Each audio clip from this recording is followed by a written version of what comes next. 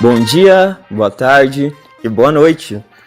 Sejam bem-vindos ao Spectre, um podcast feito por autistas para o mundo. Estamos no episódio 21 e hoje viemos discutir um tema bem importante e necessário. Viemos conversar sobre autistas no mercado de trabalho. Então contaremos um pouco das nossas experiências próprias em entrevistas, como que nós lidamos com algumas dinâmicas de entrevista. Também conversaremos sobre o cenário atual da comunidade PCD, que tipos de emprego oferecem e que tipos de emprego deixam de oferecer. Então o debate de hoje está bem interessante, espero que vocês gostem, vale a pena conferir. E como sempre, peço que vocês sigam nossas redes sociais, que estarão sempre elencadas na descrição. Mandem comentários, mandem dúvidas, críticas, que também são muito importantes, sejam elas positivas ou negativas. E é isso.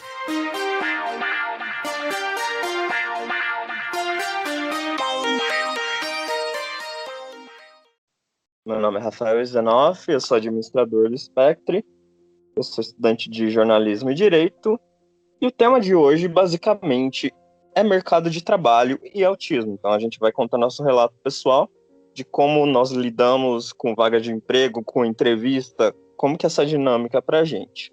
Também participam comigo hoje a Aleph e o Kiri, que vão se apresentar agora. Kiri?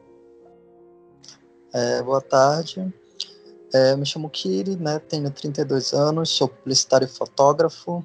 Estou me direcionando para a minha segunda graduação em psicologia e pretendo trabalhar na área de inclusão, acessibilidade e políticas públicas para a diversidade. Meu nome é Aleph, eu sou formada em publicidade, estou fazendo pós-graduação e atualmente trabalho como escritora e gestora de redes sociais. Legal, então vamos lá. Como vocês sabem, por favor, e como eu sempre repito, sigam nossas redes sociais, que sempre estão elencadas na descrição. Nós estamos disponíveis tanto no YouTube como nas principais plataformas de podcast. Nas redes sociais principais, Instagram e Facebook. Nosso Instagram é Spectre_podcast. Direcionando para o tema, eu acho que antes de falar de trabalhar, de como é se adaptar em uma empresa, por exemplo, eu acho que seria interessante a gente contar um pouco das nossas experiências em entrevistas de emprego. E depois a gente debate um pouco também a questão de quais são as vagas que são destinadas a PCD, se elas são boas, se elas são ruins, que é algo que eu acho que vai render uma discussão interessante. Eu posso começar. Legal, pode ir. Bom, vou contar algumas experiências, que algumas eu já contei, mas é sempre bom relembrar essas experiências. Infelizmente, eu tenho pouquíssimas experiências de trabalho, e eu demorei a perceber que muita dessa minha dificuldade em relação ao mercado de trabalho, ao mundo profissional, era em decorrência do autismo, ou não exatamente do autismo, mas da falta de consciência das pessoas a respeito das particularidades de um autista. Então, como o mundo ele funciona num padrão, do que você considera uma boa comunicação, uma boa forma de interagir socialmente, uma forma correta de se comportar, nós que somos autistas, a gente acaba passando a imagem de que nós não somos aptos a exercer tais funções, nós não temos um bom comportamento, E isso tudo, obviamente, vai interferir na forma, na nossa entrada no mercado de trabalho, Então, antes de eu ter o meu diagnóstico, eu tive algumas tentativas, bem frustrantes, e eu vou vou comentar uma delas. Uma que é bem marcante na minha vida foi quando eu fui para uma entrevista de emprego, né? E aí a mulher me encaminhou até uma sala e tinha uma cadeira, né? Uma cadeira para ela, uma cadeira para mim e um espelho. Era tudo que tinha. E sentei de frente para ela e ela começou a fazer umas perguntas. Eu falando por mim, né, não posso falar por todos os autistas, mas toda vez que eu vou me comunicar com as pessoas, não acontece de uma forma natural. Eu preciso estruturar na minha mente exatamente o que é que eu vou falar, porque se eu não fizer essa organização mental, não sai nada. Eu simplesmente parece que eu não a sensação que eu tenho é que eu não sei falar. Então tudo que eu falo é muito organizado mentalmente, é muito estruturado, né? Até para eu ter uma lógica, né? Porque também outra particularidade minha é ser muito prolixo. Então, até para eu evitar essa prolixidade toda, eu preciso organizar muito bem as ideias. E numa entrevista de emprego, né, eu imagino que nós precisamos mostrar logo de cara, né, os nossos maiores potenciais. Então, consequentemente, eu me sinto muito mais exigido a fazer esse esforço mental, a fazer essa estruturação mental da minha comunicação, né? E uma das minhas dificuldades, né, que é comum no autismo, né, apesar de não ser regra, é a dificuldade de olhar nos olhos. Então, eu sempre tive essa dificuldade, né? Claro que ao decorrer da vida eu criei estratégias para burlar, né, essa dificuldade, para que as pessoas não percebessem que eu sentia essa dificuldade, né? Mas grande parte do tempo eu evito, né? E principalmente quando eu estou me comunicando, que eu preciso organizar as ideias na minha cabeça, eu não olho para a pessoa, né? Até aqui mesmo falando no podcast, eu não estou olhando para o celular agora, eu estou olhando para qualquer direção, menos para o celular. Então, durante a entrevista, né, eu estava conversando com a entrevistadora e ela me interrompeu e perguntou por que eu não olhava nos olhos dela enquanto eu falava, né? E até aquele momento eu não tinha total consciência de que olhar no olho era algo que me incomodava, né? Eu ainda não tinha sido diagnosticado com autismo, apesar de já ter sido levantado, mas eu nunca tinha refletido tanto a respeito dessa questão de olhar no olho, porque era tão natural para mim falar dessa forma e nunca ninguém me criticou ou levantou essa questão de por que você não olha no olho, né? Então foi o primeiro impacto que eu tive em relação a essa minha forma de comunicação, né? E a resposta que eu dei para ela foi que eu me concentrava melhor, né? Quando eu não falei para ela que se eu olhasse para ela eu não ia conseguir me concentrar, né? Até para não prejudicar a minha avaliação, mas quando eu olho de fato eu perco a concentração, parece que eu não consigo entender o que a pessoa fala e eu não consigo falar o que eu quero. Mas eu falei para ela que era a melhor forma de eu me concentrar no que eu estava falando, né? Se eu queria dar a melhor resposta para ela, né, eu precisava me concentrar. E ela comentou, ela fez um comentário muito estranho, né? Que foi bem ruim de ouvir esse comentário, mas ela disse algo a respeito de se as pessoas confiariam em mim, né? Confiariam no que eu estou falando se eu não olhasse nos olhos dela, né? Como, de certa forma, ela estava dizendo, bom, você quer trabalhar aqui, mas se as pessoas precisarem de uma orientação sua e você não olhar nos olhos dela, você acha que elas vão confiar no que você está falando, né? E aí eu dei uma resposta que eu tenho certeza que foi o que concretizou a minha não admissão do trabalho, né? Mas foi a resposta que eu realmente tive no momento. E eu falei que não dependia de mim, né? Que as pessoas confiassem ou não, né? Era algo que dependia completamente da pessoa. Porque eu não estaria mentindo, O fato de eu olhar no olho não quer dizer que eu estou mentindo. Então, se a pessoa vai acreditar em mim ou não, não é culpa minha. Não olhar no olho não é sinônimo de mentira, né? Da mesma forma que olhar no olho enquanto fala não é sinônimo de verdade, né? O que mais tem são pessoas neurotípicas que conversam cara a cara e elas estão mentindo na cara da pessoa. Mas enfim, né? Claro que eu não comentei tudo isso, né? Mas eu falei que não dependia de mim, o fato das pessoas confiarem ou não. Enfim, a entrevista acabou, né? Obviamente eu não fui admitido, né? Outra experiência que também foi frustrante foi quando eu tentei morar em outra cidade, tentei morar em Curitiba, e eu comecei a trabalhar num hostel, né, perto de onde eu morava. E, enfim, eram muitas tarefas que eu tinha que fazer, né? Para uma pessoa que tem disfunções executivas foi muito difícil, mas eu estava conseguindo, né, lidar com todos os 1000 afazeres que eu tinha no hostel.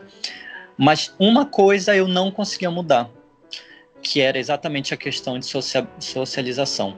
Então, quando chegavam pessoas no hostel, né, para alugar um quarto, para pedir informações, eu era muito lógico e objetivo, né?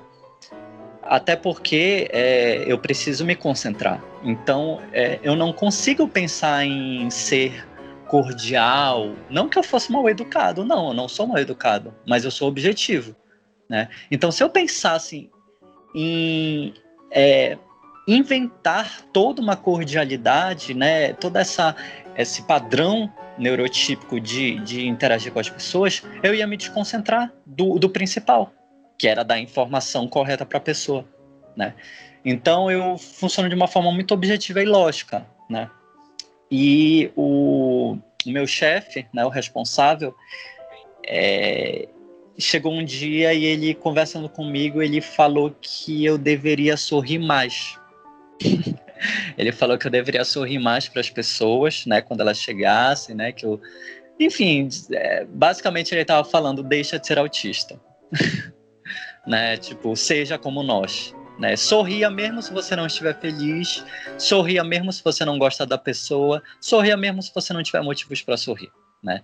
E, bom, eu estava sobrecarregado com muitas informações, eu estava numa cultura completamente diferente da minha, então o frio era muito difícil para mim, então é difícil de sorrir quando você está sentindo muito frio.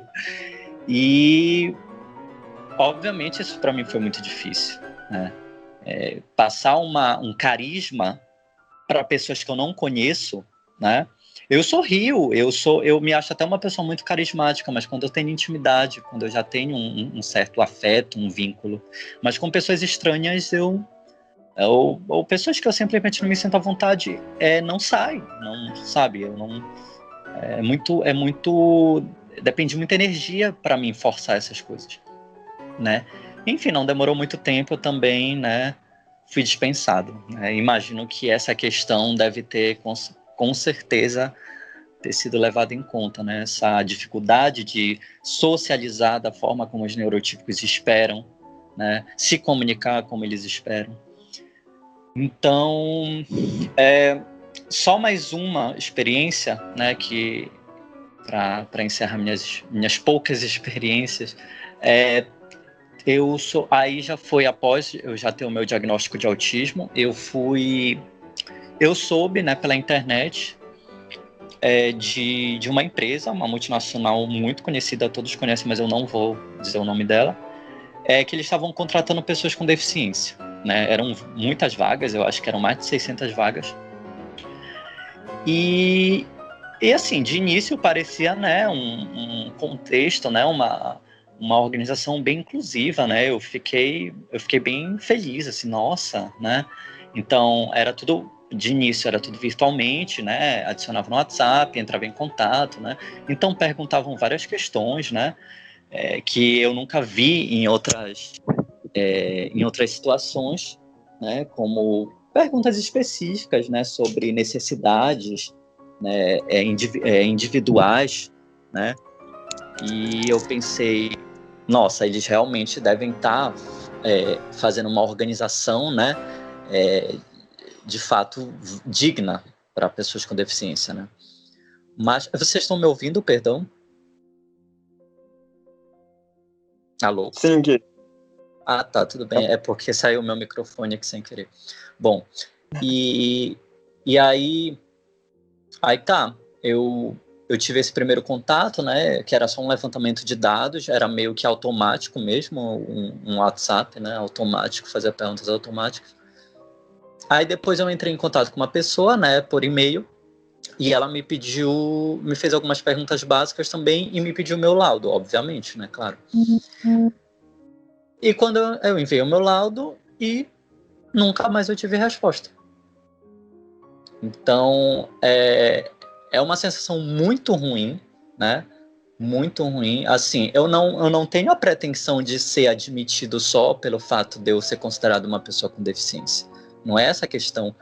Mas você não dá um feedback para a pessoa, você não dizer, infelizmente as vagas, né, já foram preenchidas, ou qualquer tipo de feedback que seja, né, ou falar que em algum outro momento, né, talvez entre em contato, isso já é uma forma de respeito. E eu não digo isso só para pessoas com deficiência, isso é para qualquer ser humano, né? E a pessoa, ela não respondeu, nunca mais, né? Tipo, ela não mandou uma resposta, nada.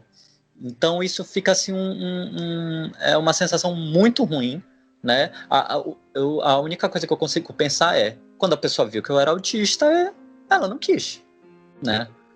Até porque, né? Eu imagino, né, que dentre o grupo de pessoas com deficiência, o autismo, né, até por ele ser incluído muito recentemente, né? Ele só foi incluído no grupo de pessoas com deficiência com seus devidos direitos e leis, né? Só a partir de 2012, né? Com a Lei Berenice Piana.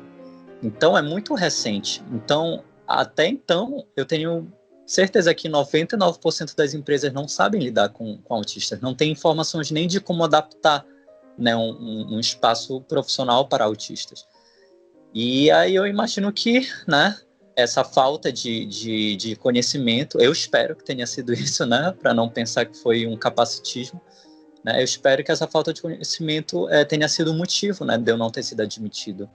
Então, mais uma vez reiterando o quanto é importante ouvirem os autistas, né, ouvirem as experiências dos autistas para saber como é na pele, né, como é que a gente lida com as questões, inclusive dos nossos direitos mesmo. Então, essas foram as minhas poucas e frustrantes experiências no mercado de trabalho. As minhas experiências com entrevistas, na verdade, assim, são péssimas, porque, assim, eu até escrevi na última postagem que eu fiz, né, assim, que eu tenho 30 anos de idade e eu nunca passei numa entrevista de emprego na vida. Sabe o que é nunca? É nunca. E assim, e o interessante é que eu amo entrevista. Eu amo que as pessoas me façam pergunta, eu amo aquelas dinâmicas, eu amo aqueles testes psicológicos, aqueles testes de QI, aqueles testes de inteligência, aquelas perguntas do o que você faria, não sei o quê. Esses testes todos, eu amo, eu sou apaixonada. Tanto que, assim, que são meus brinquedos preferidos desde a infância, né? São meus brinquedos preferidos. Então, assim, eu amo entrevista. E em relação a olhar nos olhos, eu achei muito curioso, né, que o Kiri falou, porque, assim, porque eu sempre... Eu sei desde criança, desde pequena, desde que eu me entendo por gente, que eu não sabia olhar no olho. Sempre quando as pessoas iam falar comigo, ou eu olhava para baixo, ou eu ficava olhando para os lados, ou para cima. Para qualquer lugar menos para o olho. Assim, eu tinha uma aversão, assim, terrível. E eu sabia disso, eu era muito cobrada por isso. E as pessoas falavam que todo mundo ia achar que eu tava mentindo se eu não olhasse no olho, não sei o quê. E eu não ligava, porque eu sabia que eu não tava mentindo. Porque eu sabia que eu não sabia mentir. E assim, e principalmente, né, que eu não queria mentir, eu sabia disso. Então, assim, então eu não ligava. Só que, o que aconteceu?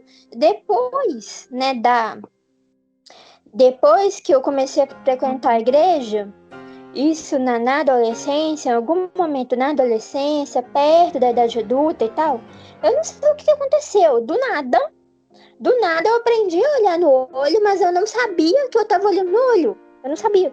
Eu só me dei conta quando alguém comentou alguma coisa assim, nossa, mas como que você olha no olho bem? Como que o seu olhar transmite firmeza? Como que o seu olhar transmite verdade? Eu falei assim, nossa, mas sério, eu nem olho nos olhos quando eu converso com as pessoas. A pessoa vira pra mim e falou assim, como você não olha? Claro que você olha. E eu nunca vi ninguém olhando tão bem quanto você. Então, tipo assim, e não foi nada que foi cobrado, não foi nada, tipo, que foi planejado, não foi nada que eu percebi. Eu sei que eu não percebia que eu tinha começado a olhar no olho. E assim, até hoje as pessoas falam que eu olho muito bem, e que meu olhar transmite muita verdade, transmite muita segurança. Mas enfim, o fato é que quando eu comecei a participar de entrevistas, que foi a partir dos 18 anos, depois que eu formei no ensino médio, eu já olhava no olho, e olhava no olho bem. Então, ou seja, esse nunca foi o problema. Esse nunca foi o problema. Só que, o que acontecia? Eu percebia que eu ia muito bem nas partes teóricas, nas partes intelectuais, nas perguntas e respostas, eu ia muito bem. Eu lembro que eu participei de um processo também por uma multinacional, um processo de estágio, que centenas de milhares de pessoas se inscreveram. E eu cheguei a estar entre os 50 melhores do Brasil. Porque na etapa presencial era só uns 50 que eram convocados, e eu estava entre eles. Então, assim, mas chegava na parte da entrevista presencial, chegava na parte das dinâmicas, que por mais que eu amasse fazer, eu me entregasse, eu adorasse estar ali, eu nunca passava. Nunca. E assim, e quase nunca tinha feedback. Sempre falavam, você não serve, você não tem o perfil, você não dá conta, você não aguenta, você é muito especial. Sempre falava esse tipo de coisa e eu não entendia. Mas o que isso significa? Isso parece ser um elogio, mas se é um elogio, por que eu não passei? Sabe? Então, assim, e eu nunca tinha conseguido passar. E assim foi no estágio, e assim foi depois da faculdade, e eu sempre tentando, e nunca conseguia. Então, assim, e eu tenho experiências bizarras para poder contar também. Eu lembro de um processo seletivo que eu participei, nesses, assim, que você preenche o currículo, né, online, aí eles me chamaram falando assim, a gente já tá te chamando pro treinamento, porque a turma já tá completa, e você já tá dentro, é só participar do treinamento e entregar os documentos que você já tá contratada. Aí eu fui lá, participei do treinamento, tudo, já tava com os documentos, já tinha deixado os documentos para poder assinar. Assim que eu saí de lá, eu recebi uma ligação. Desculpa, mas a vaga não existia, foi um engano. Aí eu fiquei tipo assim, como assim a vaga não existe? Oi? Como Oi? assim? Em que mundo isso é possível? Como assim O que a eles vaga alegaram? Oi? Eles alegaram isso e mais nada? Não justificaram, não falaram nada?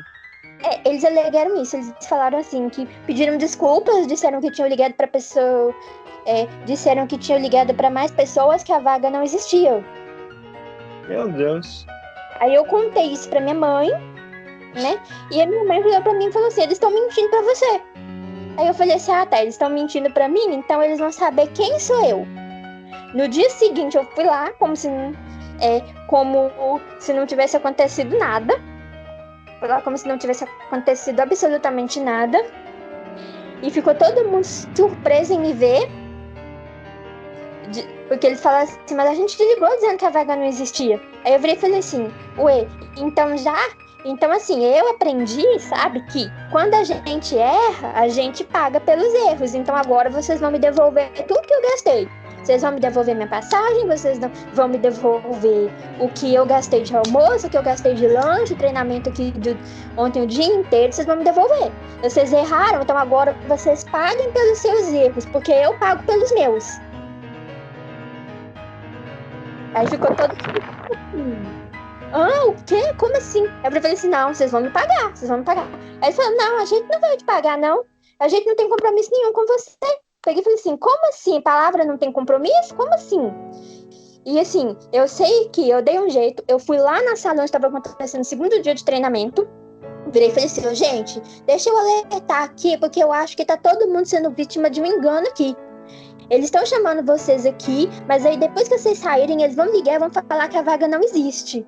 Eles só estão explorando vocês aqui, aqui não tem vaga nenhuma. Ninguém vai trabalhar aqui, aqui não tem vaga. E assim, e o pessoal que fez o treinamento comigo, tudo boca aberto, e o instrutor tudo boca aberto, até que me chamaram, devolveram meu dinheiro e mandaram embora. Pelo menos isso.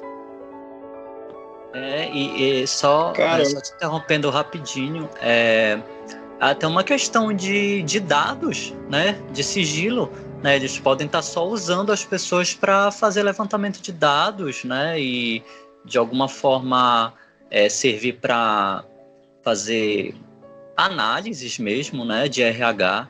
Então isso é muito sério mesmo. Não era isso. O que aconteceu? Eles viram meu currículo, aprovaram pelo meu currículo, porque meu currículo é ótimo. Sim, meu currículo é ótimo. Mas quando eu cheguei lá e eles viram quem eu sou, aí eles viram que não servia. Então eles deram um jeito de me dispensar. Mentindo. Não mintam pra mim. Eu sou implacável. Porque verdade, assim, é um dos valores que eu mais prezo na minha vida. Então, assim, essa foi uma das experiências bizarras que eu tive.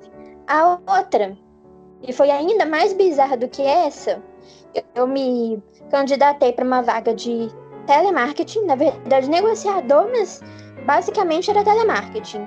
Tipo assim, dizia, todo mundo que participa é contratado. Ninguém é reprovado, todo mundo é contratado. Assim, o pessoal praticamente implora pra poder trabalhar aqui. Porque, tipo assim, porque trabalha muito, porque paga mal, então, tipo assim, todo mundo é contratado. Então, assim, aí eu participei de várias seleções, participei de entrevista, participei de dinâmica, participei de treinamento, participei de umas 10 etapas de seleção. Participei de umas 10 etapas de seleção e fui aprovada em todas.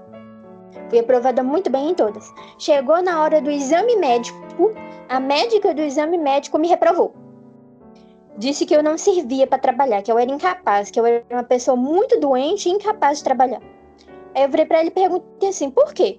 Aí ela virou para mim e falou assim, porque você teve asma na infância. Aí eu virei e falei assim, mentira. Eu conheço gente que tem asma até hoje e está trabalhando aqui. Nós estamos em 2014. Em 2003 eu tive gripe, em 2004 eu tive sinusite, em 2005 eu tive pneumonia. Desde 2005 eu não tenho nada, nenhum resfriado, eu não tenho nada, eu não tenho doença nenhuma. A última crise de asma que eu tive foi no ano 2000. Foi no ano 2000, tem 14 anos. Aí eu falei assim, não, mas é porque você pode adoecer e a empresa não está disposta a lidar com ninguém doente aqui. Aí eu falei assim, não, isso é mentira, eu conheço gente que tem asma até hoje, que tem crise de asma todo mês, está trabalhando. Aí continuei falando assim, não, você não conhece. Eu falei assim, você está me chamando de mentirosa? A mentirosa é você está mentindo. A razão não é essa, me fala a verdade. E a mulher com aquela cara mais de cínica do mundo, então assim, o que eu fiz? Eu tomei a folha da mão dela, rasguei, joguei na cara dela e falei assim, vai mentir pra outro, pra mim não. E assim, e saí correndo, chorando, bati a cabeça na parede. E assim, quando eu me assustei, eu já tava no meio da rua e quase fui atropelado. Eu costumo dizer, tipo assim, que eu acho que essa vez foi quando eu tive uma crise de verdade. Acho que é meltdown que chama, meltdown, não sei, alguma coisa assim. Mas na época eu tava meio com uns processos de depressão, eu tava meio desequilibrada, então assim, mas eu acho que foi a primeira vez na minha vida que eu posso dizer, tipo, que eu perdi o controle total. Acho que com razão, né? A outra experiência bizarra que eu tive foi, eu vi uma vaga chamada de auxiliar administrativo PCD. Eu não sabia que PCD significava pessoa com deficiência. Eu pensei que era algum acrônimo em inglês para auxiliar de escritório, alguma coisa assim. E eu fui para a entrevista. A entrevista foi muito bem. Aí depois o entrevistador virou para mim e perguntou: que deficiência você tem? Aí eu virei e falei assim: até onde eu saiba, nenhuma. Por quê? Aí ele me explicou que a vaga era para pessoa com deficiência. Se eu soubesse, né? Mas eu não sabia. Agora, será que o entrevistador sabia? Né? Outra experiência bizarra que eu tive foi na perícia de um concurso público. Porque assim, eu nunca passei em entrevista de emprego e tal, mas eu já trabalhei por concurso e pela lei de cotas. Então, assim, aí na perícia, o médico, né, que fez a perícia, virou pra mim e falou assim: me agradece por eu não te mandar direto para um psiquiatra. Hoje eu pergunto, por que não mandou? Então, assim, eu sei que quando eu fui diagnosticada em 2017, quando eu tinha 26 anos de idade, a psiquiatra que me diagnosticou disse que na minha cara tá escrito que eu sou autista, que todas as pessoas que conviviam comigo e que me chamavam de especial, de diferente, de excêntrica, que todas as pessoas sabiam. Eu e a minha mãe fomos as últimas pessoas a saber.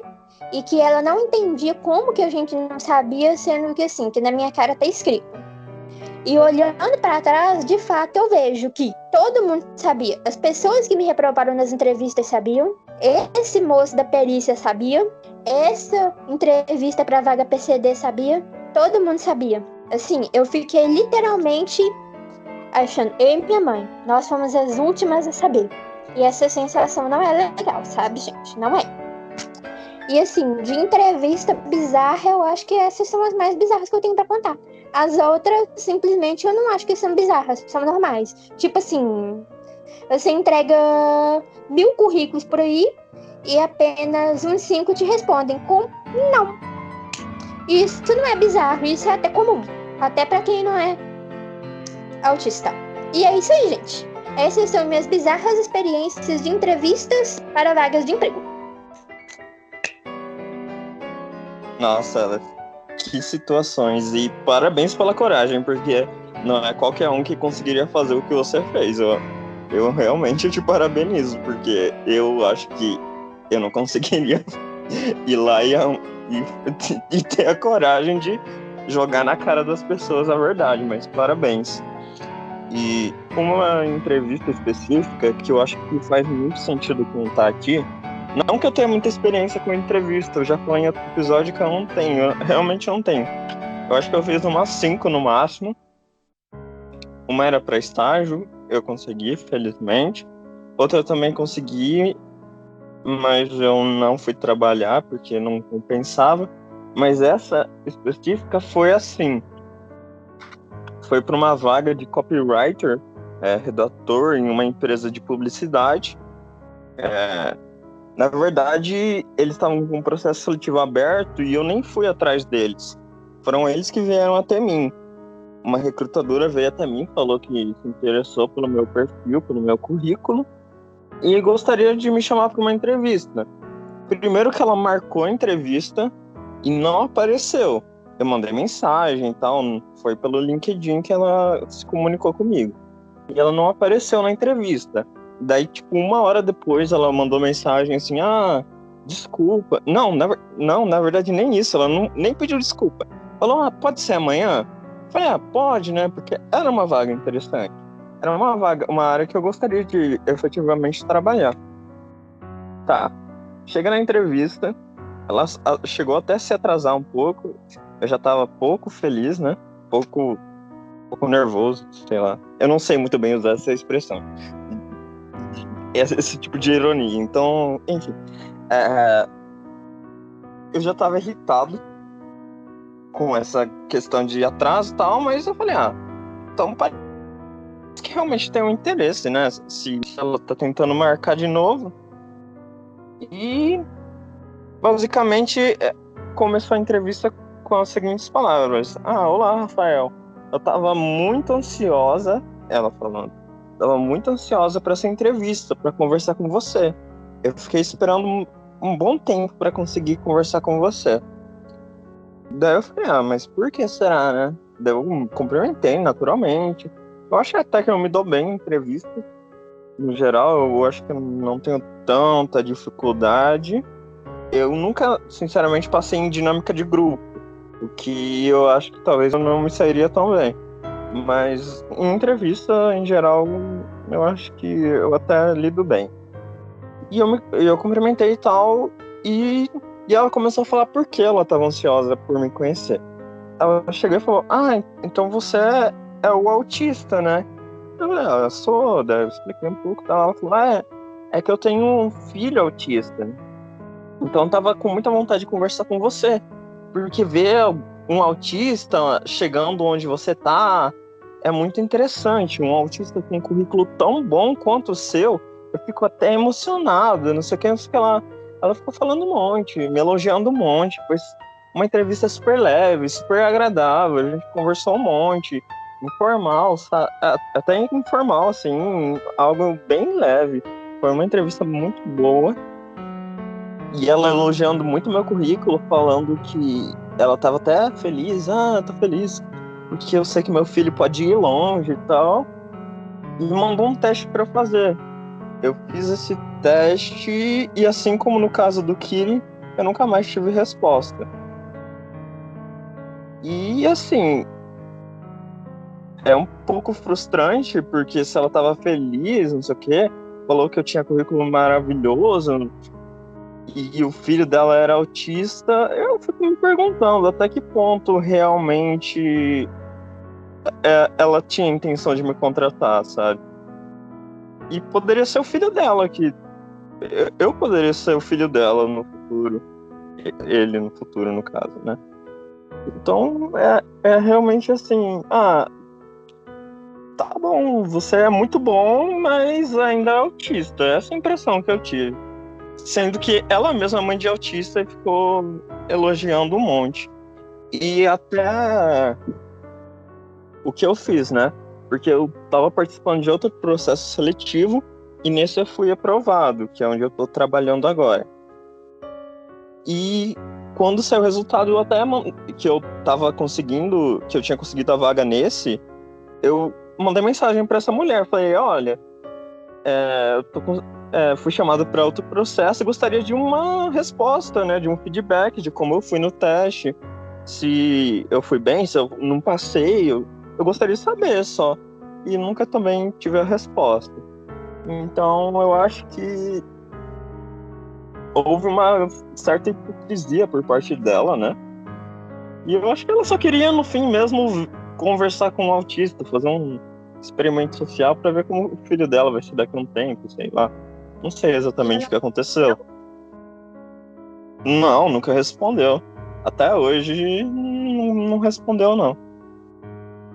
Eu acho que foi uma baita sacanagem, mas enfim.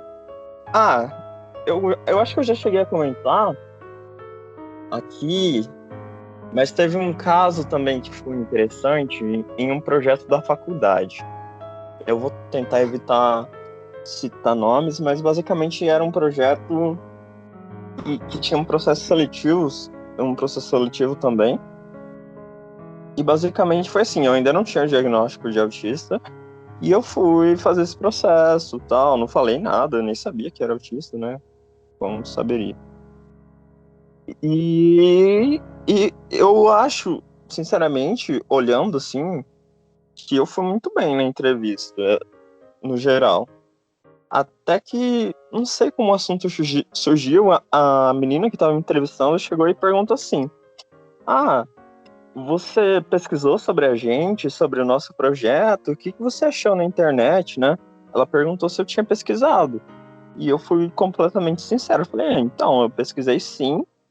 Inclusive, eu estava vendo que tem muitos comentários negativos no Google e que vocês não costumam responder, não sei o quê.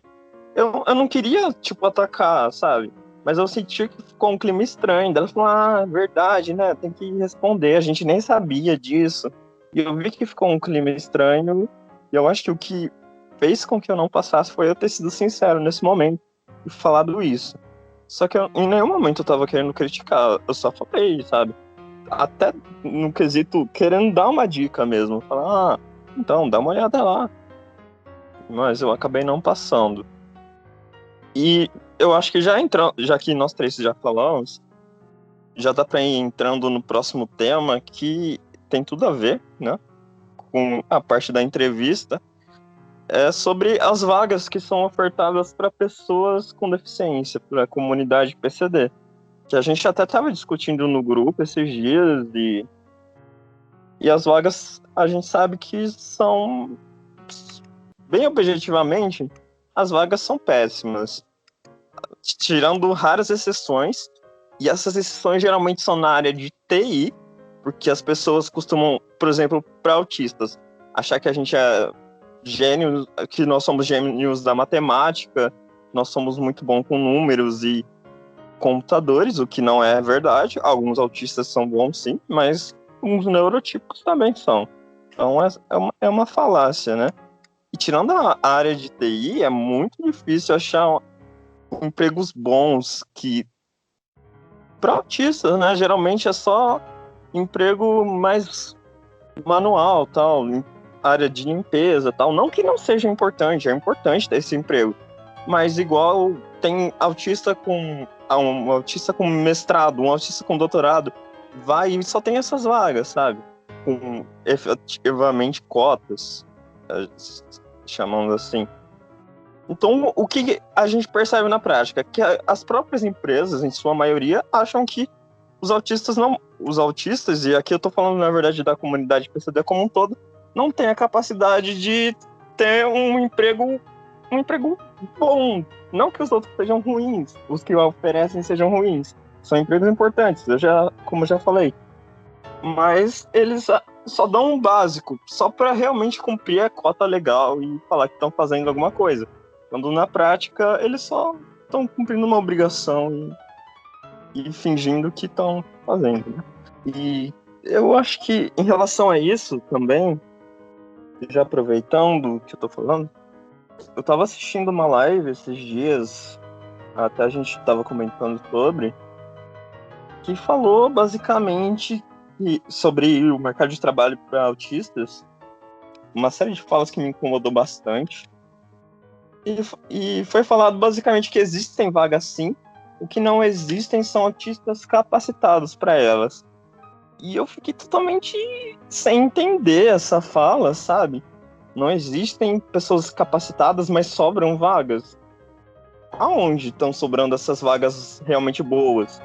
Porque eu, sinceramente, não achei. Na minha área, nas áreas que eu quero seguir, não tem vagas boas.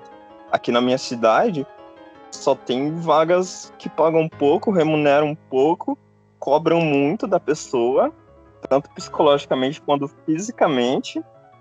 E não tem coisa pra gente com graduação, pós-graduação. São sempre coisas só pra grau baixo de escolaridade, na maioria do tempo. Então, oportunidade de crescimento também a gente não vê.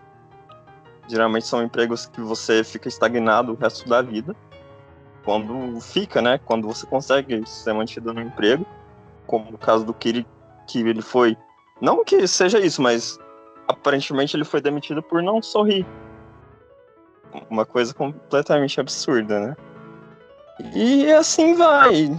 E assim a gente tem um mês de abril azul, todo bonito, que as empresas ficam postando coisas maravilhosas de que apoiam a causa autista, mas vai ver lá no quadro de funcionários quantos autistas em cargos bons eles têm. Não tem nenhum. E eu fico me perguntando quando isso vai mudar e se vai mudar. E quem vai fazer com que isso mude? A gente. Porque, sinceramente, quando eu for procurar próximos empregos, eu acho que eu vou omitir isso, que eu sou autista. Porque eu tô vendo que vai ser a melhor opção de eu conseguir uma vaga realmente boa. Porque se eu chego lá e falo que sou autista, como vocês mesmos já falaram, e tem milhares de relatos nos grupos de Facebook, eu vou acabar perdendo uma vaga. Então talvez seja melhor eu fingir ser o mais neurotípico possível para passar na entrevista e trabalhar. Fingir que eu sou... Oi? Diz desculpa te interromper, mas eu acho que não adianta, porque eu só fui diagnosticada com 26 anos, em 2017. Então, assim, se você não falar, às vezes eu acho que é até pior, porque os profissionais de RH, eles sabem. E eles não Tem colocaram isso. de forma. E ainda acham que você tá mentindo, que você tá fingindo, tentando enganar. É pior ainda. Eu não sei o que fazer, gente. Eu acho que o negócio é a gente abrir uma empresa, todo mundo junto, uma empresa só para autista e pronto. E não é querendo separar, falando, nós estamos aqui e os neurotípicos estão lá. Existe essa separação, o mundo separa. E a gente é minoria, e infelizmente o mundo faz com que a gente precise se adequar, né? Existem algumas poucas iniciativas que funcionam. E é extremamente triste. Eu acho assim que o que vai mudar, claro, principalmente é a nossa imposição mesmo, né?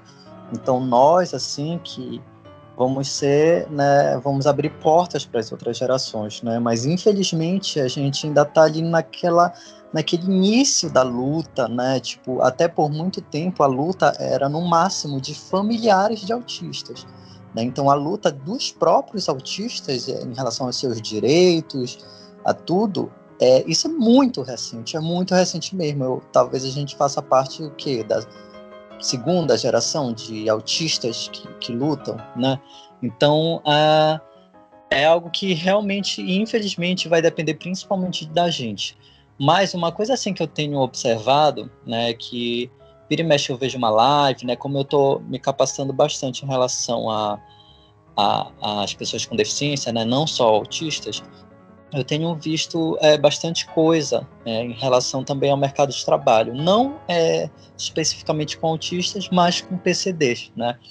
E o que eu tenho visto é que, assim, a inclusão na empresa, ela é um tema muito forte hoje em dia.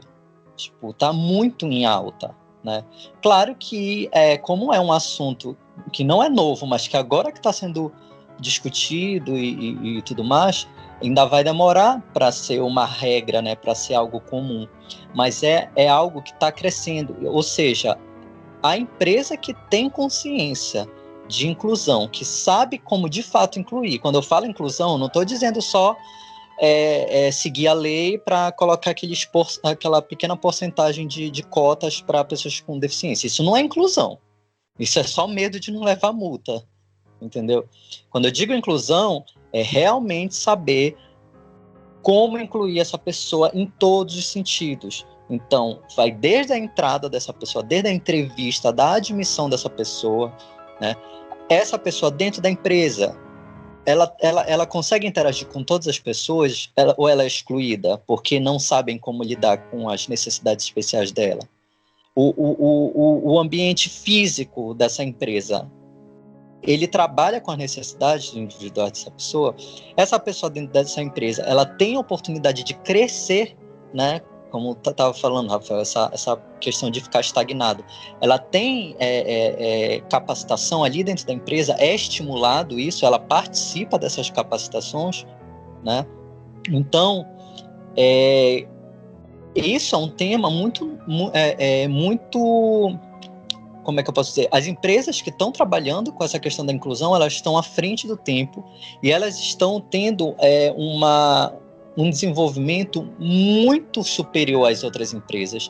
Então, tem gente que pensa, nossa, mas incluir PCDs é gasto, né? E é exatamente o contrário. É exatamente o contrário. E isso eu não estou falando de mim.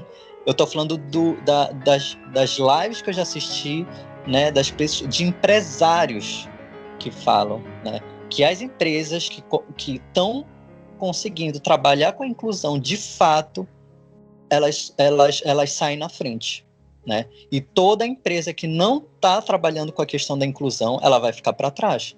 Então aqui já fica uma dica para empresário, qualquer pessoa que, né, empreendedor, se você quer ser um diferencial, que a sua empresa seja um diferencial e que você não fique para trás, comece desde já a entender o que é inclusão, a entender o que é acessibilidade, né? Porque senão você vai ficar para trás.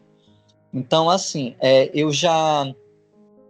eu vi algumas empresas, né, focando já nessa questão do autismo, né, tem uma empresa que é a Specialisterne, né, que ela é uma empresa que teve origem na Dinamarca, né, só resumir rápido aqui, né, não fazer esse merchan, porque eu não estou recebendo nada, mas o criador dela, ele tinha um filho autista, né, um dinamarquês tinha um filho autista, e até que durante uma viagem que eles fizeram, o pai dessa criança autista percebeu que o menino ele fez um mapa com todos os pontos da viagem perfeitamente, né? E ele ficou assim muito surpreso com o potencial de memória do filho dele. Então, assim, outra coisa que é importante falar, às vezes as pessoas olham muito as dificuldades, as limitações, né? Então, é como eu costumo dizer, se a pessoa me conhece de início, muito provavelmente ela vai ver um monte de defeito, né? Então, por exemplo, numa entrevista, a pessoa vai ver a minha dificuldade de comunicação social, né? Porque me comunicar, eu me comunico bem, mas a comunicação esperada pelo neurotípico é terrível, né? Então, as pessoas vão ver logo essas minhas dificuldades e não vão ter oportunidade de ver os meus potenciais que eu tenho, né? Então, esse pai, ele viu o potencial do filho dele naquele momento, né? Ele viu o quanto que o filho dele tinha uma capacidade de memória incrível, né? Um potencial de lógica também, né? E ele resolveu largar tudo, né? E abrir uma empresa focada na inclusão de autistas, né? Então, essa empresa agora tem vários lugares do mundo, né? E tem aqui no Brasil, né? Só que eles ainda focam muito em autistas de grau leve, né? Entre aspas, leve, e como o Rafael falou, muito focado na TI, né? Infelizmente, isso claro, é um avanço? Né? A gente tem que ficar feliz, né? Que tem uma empresa focada, né? Tentando melhorar essa qualidade de vida profissional dos autistas e tudo mais, mas ainda é preciso avançar muita coisa, né? E os autistas moderados, né? E os autistas severos, né? E os autistas que não são necessariamente, não têm hiperfoco em questões de TI, de tecnologia, de lógica, né? Eu, por exemplo, quase que todos os meus hiperfocos têm a ver com questões de humanas, né?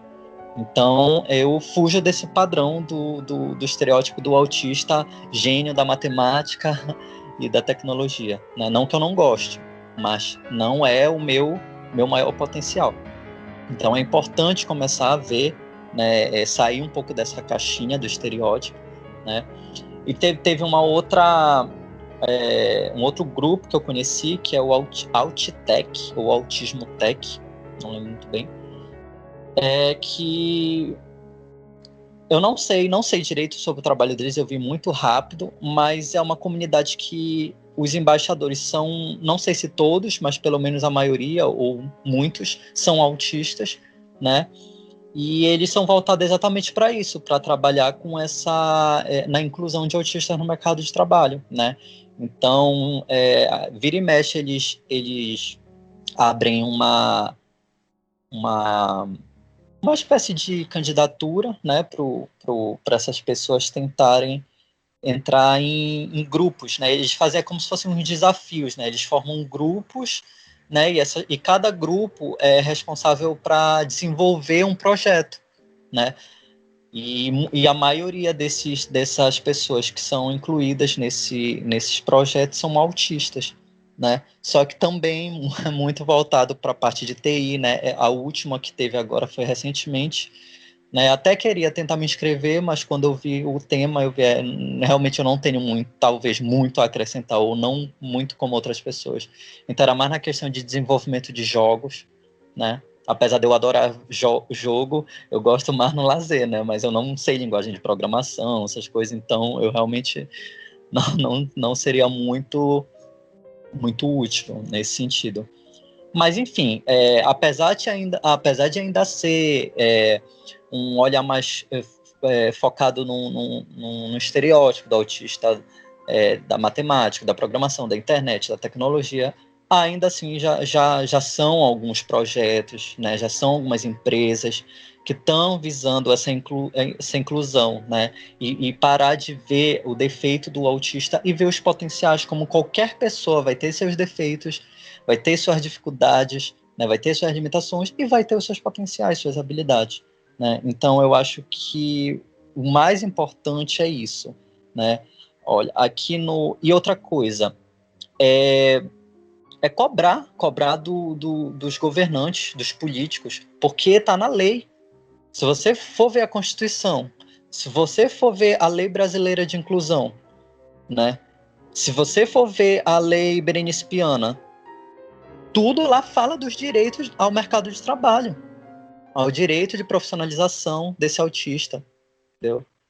Então, é uma questão de leis, de direitos. Então, nós temos que ser amparados, né, por políticas públicas para que possamos ter acesso de forma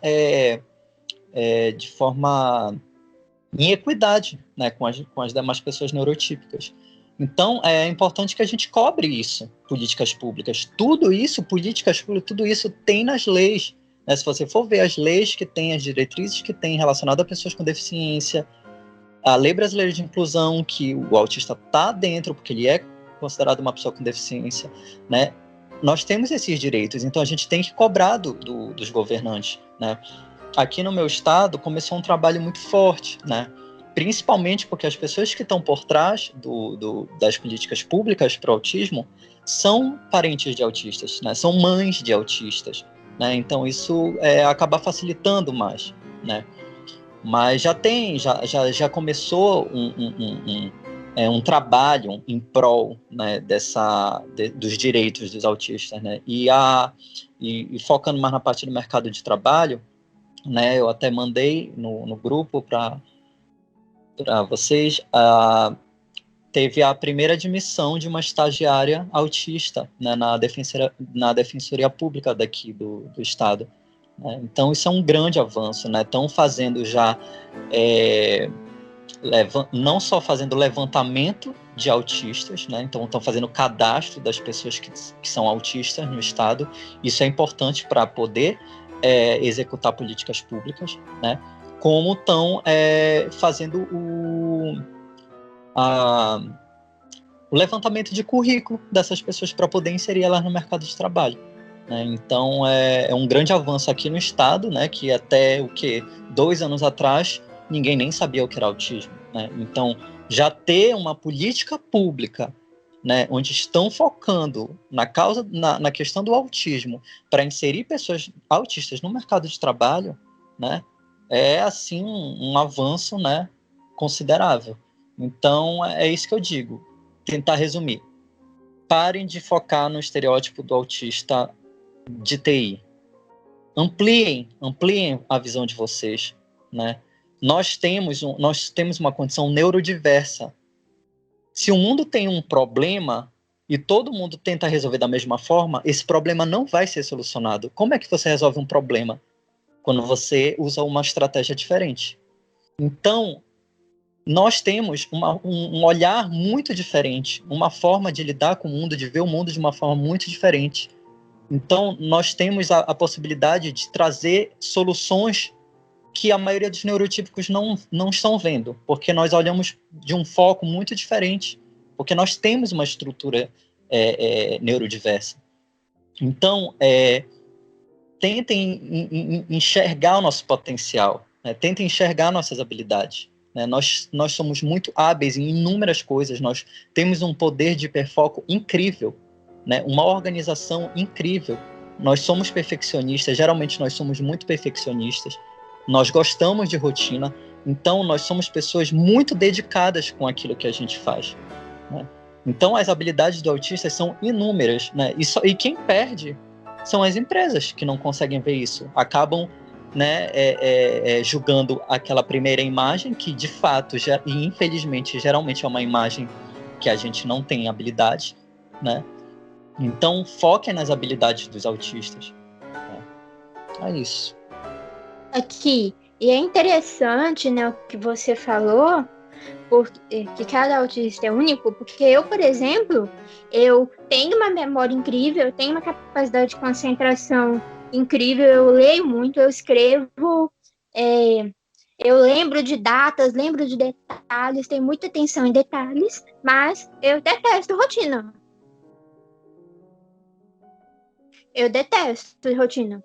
Assim, desde criança, quando eu tinha aquelas atividades, principalmente de fórmula, de matemática, que tinha que ficar só repetindo, repetindo, repetindo, eu odiava aquilo. Eu acho, como que eu vou dizer, quase meio que me deixa menos inteligente. Eu me sinto, como que eu vou dizer, depois de fazer muito, acho que eu me sinto até como se eu tivesse ficado mais burra, sabe? Assim, é uma coisa terrível. Tanto que, sim, que uma das estratégias que eu arrumei para poder me dar bem em provas, na época de escola e faculdade, foi justamente quando estava chegando o período de prova, simplesmente não estudar. Porque eu comecei a perceber que quando eu ficava estudando muito, repetindo muito para poder fixar, ao invés de fixar, eu acabava esquecendo, ficando irritada, ficando nervosa. Então, assim, cada autista é diferente, tem que ver o que funciona para cada um também. Aliás, no meu último emprego que eu tive, aconteceu meio que um pouco isso, sabe? E é um dos maiores estereótipos que tem em relação ao autista, né? De que a gente gosta de rotina, de todo dia a mesma coisa, que se sair uma coisa a gente explode. Às vezes acontece, mas é muito Na mais. Oi. Na questão de planejamento, tipo assim, de você tá planejando, ter planejado uma coisa e aí mudar de plano de repente e tal, realmente, isso desorganiza. Como eu já falei nos outros episódios, a prática de igreja me ajudou muito a trabalhar nisso, entendeu? Igual você fala assim, tá com plano, por exemplo, de sair hoje. Aí eu falo assim, não é hoje, não, é amanhã. Então, assim, antes, tipo, eu ficava. Eu não aceitava, eu não conseguia processar, eu não conseguia entender. Então, assim, hoje em dia as coisas são mais fáceis. Agora, quando eu falo assim de não gostar de rotina, é no sentido de estar fazendo uma atividade. Igual, por exemplo, ter uma atividade, por exemplo, igual o tipo de atividade que eu estava tendo, por exemplo, lá no meu último emprego, tipo assim, eu tinha tipo uma lista, por exemplo, de milhares de itens e tá fazendo a mesma coisa, só copiando, colando, copiando, colando, copiando, colando, copiando, colando, copiando, colando. Assim, isso, tipo, me enche paciência. Igual muita atividade de escola, por exemplo, que era tudo a mesma coisa. Eram centenas e centenas, dezenas e dezenas de exercícios, tudo igual, para poder fixar. Isso eu já não gosto. Isso não funciona para mim. Isso, como eu disse, meio como que eu vou dizer, que me deixa mais burra, sabe? Agora, a rotina de vida, sim, é uma coisa que eu sempre gostei e hoje é mais fácil. Foi nesse sentido mesmo que eu quis dizer, eu me expressei mal. Porque eu me identifico muito com você nesse sentido. De igual, repetir uma atividade muito tempo se torna muito cansativo. Mas quando sai algo da programação, nossa, Sim. Você falou que olhou isso, mas pra mim ainda é um caos. Eu fico totalmente desestabilizado. Eu acho que quando eu falei de rotina foi exatamente nesse termo, porque eu também não gosto de ficar fazendo a mesma coisa, né? Eu até fico por um tempo quando eu tô naquele início do hiperfoco, né? Eu acabo ficando, mas aí depois eu já quero fazer de outra forma, não começar a mudar um pouco, né? Querer um estímulo novo, mas se eu tenho algo programado, se eu tenho algo que foi acertado e muda isso mexe muito comigo, né? Como a Ale falou, isso desorganiza demais. Então, acho que, na verdade, não é nem a questão da rotina em si, é mais a dificuldade de frustração, de não esperar aquela mudança, né? Exatamente. Lidar com a frustração, uma das coisas, assim, que a igreja mais me ajudou até hoje. Eu acho que é alguma das coisas... Na verdade, eu endosso totalmente a fala do Kiri no sentido de que existem, sim, práticas positivas que estão acontecendo e que, infelizmente, são poucas. E a gente não pode tirar o brilho disso, né?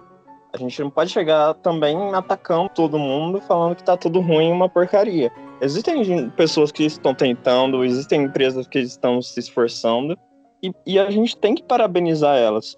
Mas a gente tem que, principalmente, cobrar aquelas que não estão, né? Eu acho que é justamente isso, e o nosso papel é esse. Não tô falando aqui que todo autista deve sair gritando na rua, não é exatamente isso.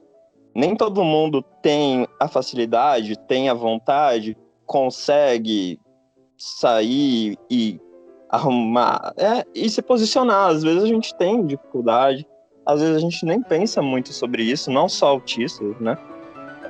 Mas eu acho que é fundamental que a gente busque cada vez mais espaço. E um diálogo como esse, que vai estar daqui a alguns dias na internet, para as pessoas ouvirem, é um exemplo de que as coisas estão mudando. Igual que ele falou, quando que os autistas efetivamente começaram a ter espaço, começaram a falar, porque geralmente eram parentes. É algo muito recente. E é algo que tende, pelo menos eu espero, a crescer com o tempo. Então, daqui a uns anos, talvez o cenário seja outro. E eu torço muito para que seja, eu acho que todo mundo aqui torce, para que, sei lá, no aniversário de 10 anos do Spectre, a gente esteja falando que está sobrando emprego, realmente, como algumas pessoas estão falando por aí, empregos maravilhosos que realmente suguem, entre aspas, que sugar é feio, parece que tá sugando energia vital, sei lá, mas que realmente peguem o melhor de cada um de nós e transformem em algo positivo, né? Que a gente não seja visto mais como gênios da matemática, como pessoas que amam repetir a mesma coisa, só repetir a mesma coisa. A gente não é máquina. Por mais que algumas pessoas achem que nós somos, nós não somos, nós somos humanos. E cada um de nós é diferente. E isso é muito claro aqui. A Aleph é muito diferente de mim, o Kiri é muito diferente de mim e da Aleph, a Aleph é diferente do Kiri. A gente é diferente, e é isso que agrega, eu acho. É isso que torna tudo mais bonito. Parece coisa motivacional, mas é isso mesmo. E que as empresas também possam ver isso. E nós temos nossas qualidades, nossas coisas positivas que nós temos a agregar, né? Porque, no fim, nós somos todos humanos e é isso. Eu não quero, sinceramente, viver num mundo em que eu tenha que esconder, sei lá, que eu sou autista para conseguir um emprego bom. Isso é totalmente repugnante. É totalmente, sei lá, impensável. E eu acho que antes de falar para uma empresa que eu era autista e começar a pensar melhor sobre os empregos que eles dão para autistas, eu achava que não seria um problema, sabe? Eu não tinha parado para pensar. E cada vez mais eu vejo que é justamente o contrário. É um problema muito grande. E muitos escondem a maior parte da vida que são autistas. Quando é possível, né? Igual a Aleph falou, às vezes olham na nossa cara e falam, às vezes não sabe o que é autista, mas vão falar, você é esquisito, né? Você tem alguma coisa aí que não tá funcionando, você tem algum distúrbio, e isso acontece também. Enfim, eu acho que a gente tem que ter esperança, sim, mas se a gente não fizer nada e se mais pessoas não fizerem nada, a tendência é que tudo fique estagnado. Mas parabéns para quem está fazendo e espero que tenha resultados cada vez melhores. Muito obrigado se você ouviu até aqui. Estamos muito felizes que nossos números estão crescendo, que as pessoas estão se interessando cada vez mais pelo nosso projeto, seja no podcast, nos outros vídeos que estão saindo ou nas redes sociais. É uma honra ter você conosco. E esperamos vocês na semana que vem, que nós traremos mais um tema importante para o debate. Muito obrigado!